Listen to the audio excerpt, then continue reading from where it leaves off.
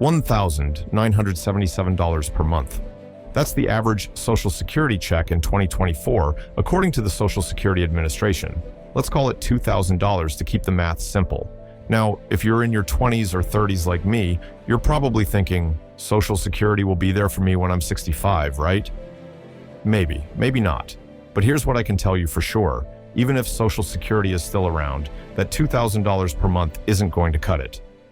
I'm the honest dude, and today we're diving into what the average person actually lives on in retirement. Some of these numbers are going to surprise you, others are going to piss you off, but all of them should be a wake-up call if you're planning on retiring someday.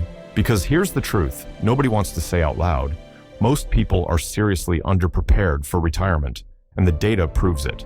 And it's not because people are lazy, it's because the system sets you up to fail if you don't understand how money actually works. In the next 10 minutes, I'll show you the exact numbers, why most retirement plans fail, and 3 specific moves you can make right now to avoid becoming another statistic. One of them costs $0. Plus, I'll show you exactly how much you should have saved at each age bracket, so you can see where you actually stand. Let's break down the numbers. The income versus spending disaster. According to recent data, the median monthly income for Americans 65 and older is about $4,200 per month.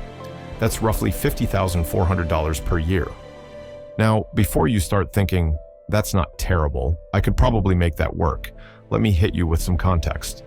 That $50,400 isn't all retirement savings.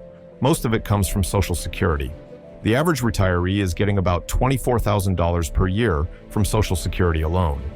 The rest comes from pensions, part-time work, investment income, or whatever else they've cobbled together. But here's where it gets interesting. Not everyone 65 and older is actually retired. According to Gallup, only about 70% of people aged 65 to 69 are fully retired. That means 30% are still working. By age 75, that climbs to 88% retired. But even then, some people are still grinding. And now for the really fun part. According to BLS data, households headed by someone 65 or older spend about $57,818 per year. Let me say that again. The median income is roughly $50,400. The average spending is $57,818. They're spending about $7,400 more per year than they're bringing in. That's over $600 per month in the red. So yeah, the numbers don't just look bad, they're catastrophic for anyone who's not prepared. How is that sustainable? It's not. They're either drawing down savings that'll eventually run out, going into debt, or relying on family to bail them out. Retirement isn't this peaceful, stress-free phase of life for most people. For many, it's trying to make money last just a little bit longer. The net worth illusion. According to the Federal Reserve, the median net worth for someone aged 65 to 74 is about $410,000. And by age 75, that drops to $335,000. At first glance, $410,000 sounds pretty solid, right? Like, okay, I've got almost $500,000. I should be good. But here's the catch. That includes the value of your home. Most people's biggest asset in retirement is the house they live in. And unless you're planning to sell it and downsize, that equity doesn't help you pay for groceries. So let's say your house is worth $250,000 and you own it outright. That means your actual liquid net worth is only $160,000. Now, here's the 4% rule, a simple guideline that says you can withdraw 4% of your savings each year to make it last. It's not perfect, but it gives us a useful benchmark. Using the 4% rule on that $160,000, you can pull out about $6,400 per year. That's $533 per month. Add in your $2,000 Social Security check, and you're living on $2,533 per month, or about $30,400 per year. And remember, we just said households headed by someone 65 plus are spending $57,818 per year. The math doesn't work, and here's the crazy part. Recent data shows about 60% of retirees are carrying debt at the very moment they should be debt-free. Credit cards, mortgages, car loans, medical bills. Now, some debt can be smart, but that's not what we're talking about here.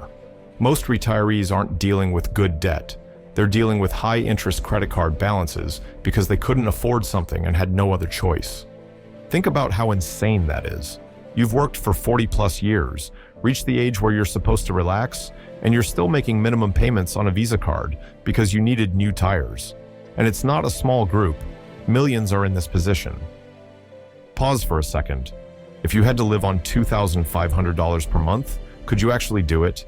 If you're still watching this far, that already puts you ahead of 90% of people who'll never even look at these numbers. Drop a comment with your age and whether this shocked you. I'll reply to a few. Why Social Security won't save you. Let's be real for a second. According to the Social Security Administration, 12% of men and 15% of women aged 65 and older rely on Social Security for 90% or more of their income.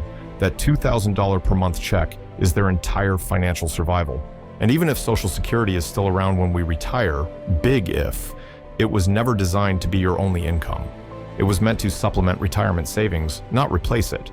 But most people don't have retirement savings.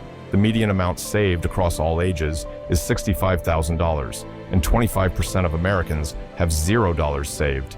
They're betting their entire future on a government check and hoping for the best. Let's break it down by age. Under 25, less than $2,000 saved. If you're 23 and just starting out, this isn't terrible. You're figuring out how to adult. 25 to 34, about $14,000 saved. This is concerning. You've been working for several years. You should be building momentum. 35 to 44, around $45,000 saved.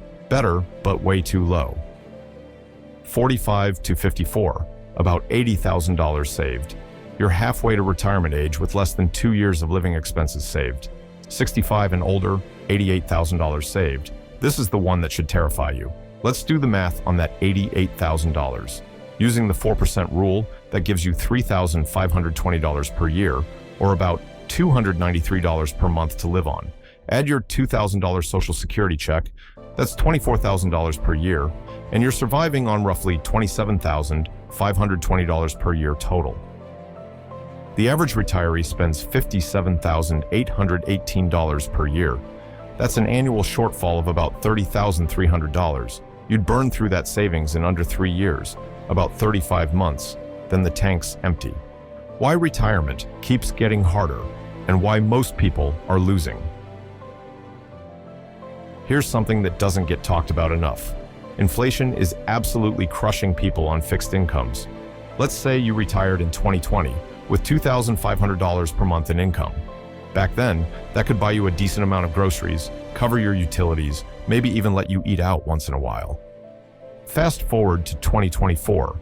Groceries are up, housing costs have skyrocketed, and even though Social Security gets cost of living adjustments, they don't keep up with real inflation. Every year, your purchasing power shrinks.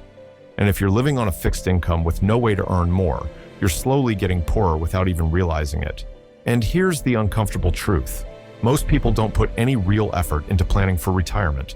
They ignore it. They delay it. They assume someone else will take care of them, whether that's the government, their kids, or some magical windfall. I see this constantly. People in their 30s and 40s making decent money, but they're not investing anything because they'll start later.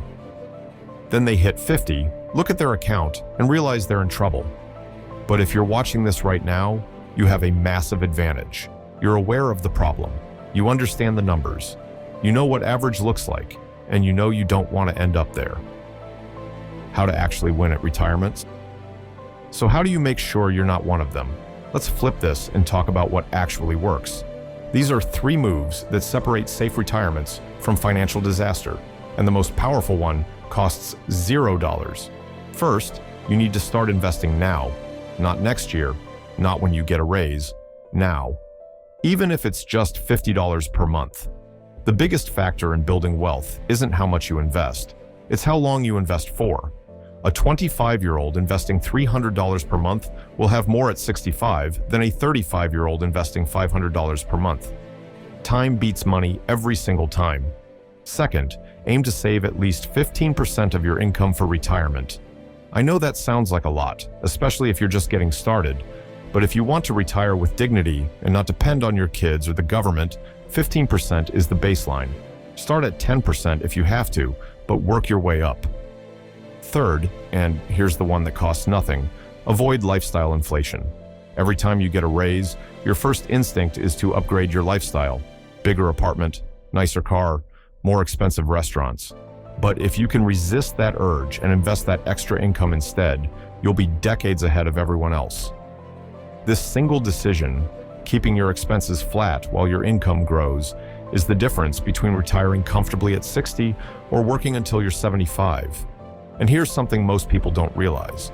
If you invest $500 per month starting at age 25, assuming a 7% average annual return, roughly the stock market's historical average after inflation, you'll have over $1.3 million by age 65.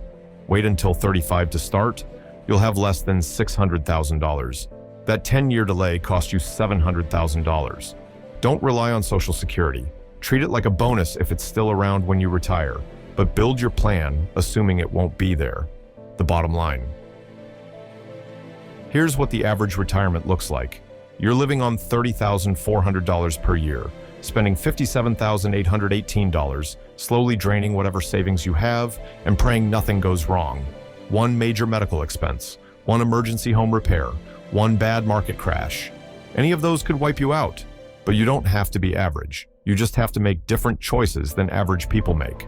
Start investing now. Save aggressively. Avoid lifestyle inflation. Do those things consistently, and you won't end up like the statistics we talked about today. Being average is expensive. Don't be average.